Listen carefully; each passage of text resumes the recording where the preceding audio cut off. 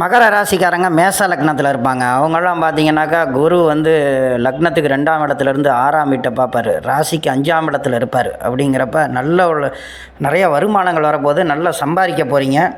சிலர் மட்டும் கொஞ்சம் கவனமாக இருங்க. அவங்களுடைய ராசியை கட்டத்தை எடுத்து பார்த்துக்குங்க. புதன் வந்து ஆட்சி பலமாக இருந்தால் மட்டும் கொஞ்சம் கடன் ஆகும். சில பேருக்கு கடன் பட்டு தொழில் பண்ணி வருமானங்கள் பண்ணுற மாதிரி இருக்கும். பார்த்திங்கன்னா முதல்ல கொஞ்சம் நட்டத்தை படுத்திட்டு அப்புறமேல லாபத்தை அனுபவிக்கிற சுச்சுவேஷன் இருக்கும். அவங்க மட்டும் கொஞ்சம் கவனமாக இருந்தால் போதும். மற்றபடி குடும்பத்தில் சந்தோஷம் நல்லாயிருக்கும்.